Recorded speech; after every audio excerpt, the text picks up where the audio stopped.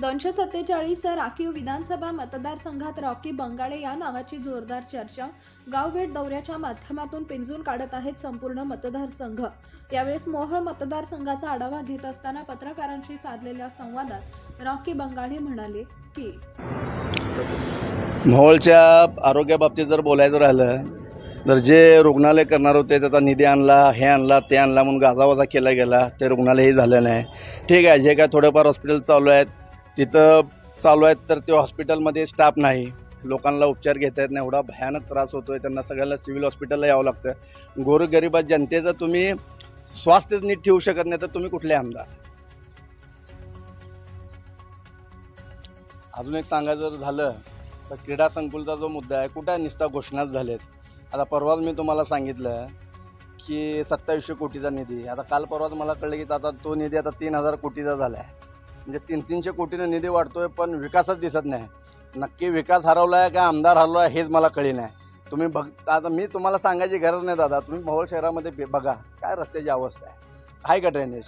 ज्येष्ठ नागरिकांना वॉकिंग करायचं म्हटलं तरी बी अवघड आहे, म्हणजे खूप वाईट अवस्था आहे। मोहोळ तालुका हे माझ्या मते सोलापूर जिल्ह्यातलं सगळ्यात मागासलेला तालुका आहे। एवढा तिथं विकास फक्त आमदाराचा, जवळच्या लोकांचा आणि ठेकेदाराचाच विकास झालेला आहे, दुसरा कुणाचा विकास झालेला नाही।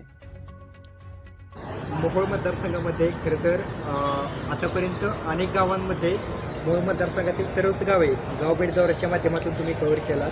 आतापर्यंतचा अनुभव काय सांगतोय आणि कसा प्रतिसाद आहे एकंदरीत? गेली महिनाभर झालं एक 50-60 गावांचा माझा गावभेट दौरा झाला। त्यातली काय उत्तरची गावं असतील, काय पंढरपूरची असतील, मोहोळमधली गावं असतील, या सगळ्या गावामध्ये जेव्हा मी गावभेट दौऱ्याला जातो, जेव्हा आमचं ठरतं की आज ह्या गावाला भेटायला जायचं आहे, त्या गावातील लोक, सर्व जाती धर्माची सर्व लोक एवढं उत्साहाने येतात की माझ्यासाठी सांगावं तेवढं कमी आहे।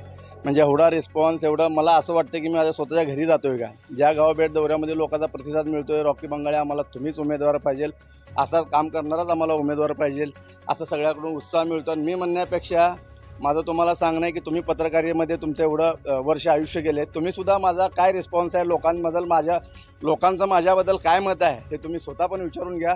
आणि तुम्ही माझ्या सोशल मीडियाच्या साईटवर जरी गेलं तरी तुम्हाला दिसेल की लोकांचा उत्साह किती आहे, कोणत्या लेवलला आहे। तर लोकांचा खूप माझ्यावर प्रेम आहे। लोकांनी जो ह्या गावभेट दरम्यान जे मला प्रेम दिलं आहे खूपच कौतुकास्पद आहे आणि मला त्या गोष्टीचा अभिमान आहे।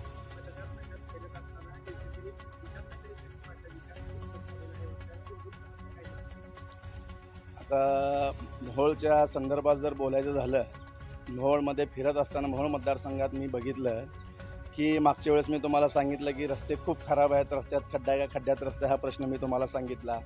जर मोहोळच्या आमदारांनी एवढं जर मोहोळचा जर मुद्दा मांडायचा असला तर मोहोळच्या जनतेचा एवढा त्रास होतो की मोहोळमध्ये थांबा फलक नसल्यामुळं रेल्वे थांबत नाही, ती डायरेक्ट पुण्याला जाते। त्यामुळे मोहोळमधील जनतेला सोलापूरमध्ये जाऊन मग पुण्याला जावं लागतं, हा खूप मोठा त्रास आहे। त्याच्यासाठी काय केलं नाही।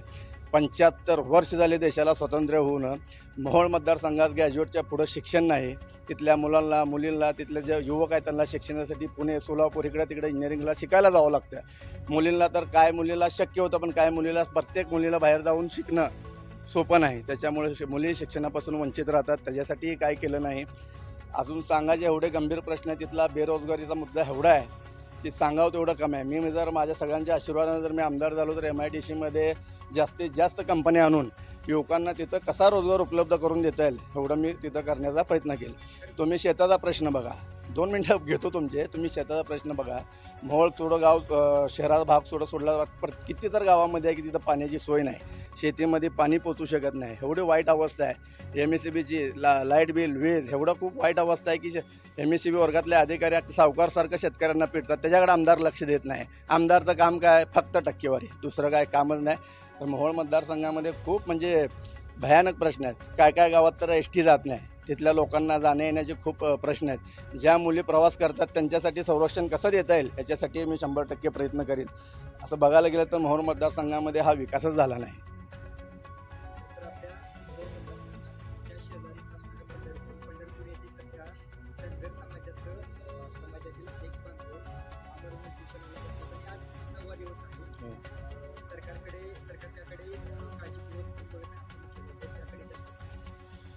सरकार जर काळजीपूर्वक धनगर समाजाकडे त्यांनी पाहिलं असतं तर आज हे 9 दिवस एवढं आमच्या त्या धनगर समाजा बांधवांना एवढं मोठं उपोषण करावंच लागलं नसतं. मी काल जाऊन बघितलो, एवढं उपोषणकर्त्याची म्हणजे वाईट अवस्था आहे की त्यांना उठून बसता पण येई नाही, एवढी वाईट अवस्था आहे. त्यांनी जे एस टीमधून आरक्षण मिळवं याच्यासाठी जे धनगर समाजासाठी जे उपोषण त्यांनी करतायत, समाजासाठी एवढं लढतात, तर त्यांना पाठिंबा देण्यासाठी काल मी जाऊन त्यांची भेट घेऊन आलो, त्यांची विचारपूस करून आलो व माझ्याकडून व माझ्या पक्षाकडून व माझ्या संस्थेकडून मी त्यांना मनापासून त्यांना पाठिंबा दिला, त्यांना बळ दिलं की आम्ही तुमच्या ह्या लढ्यामध्ये आम्ही तुमच्यासोबत आहे. खरं तर मोहोळ मतदारसंघ हा पूर्वीपासून 2009 पासून राखीव होता. असं असताना जनतेतून असं विचारलं जातं की रॉकी बंगाळे या नावाला कुठेतरी कोर्टाला उशीर झाला किंवा कमी वेळ भेटला. तर तुम्हाला काय वाटतं? साहेब, आता तुम्ही माझं नाव रॉकी बंगाळे घेतल्यामुळं मी तुम्हाला सांगतो, रॉकी बंगाळेचं आणि रॉकी बंगाळच्या संस्थेचं व सगळ्या आमच्या पदाधिकाऱ्यांचं काम एवढं मोठं आहे की आमचं सोलापूर शहरापुरतं काम नाही, अख्ख्या जिल्ह्यात आमचं काम आहे.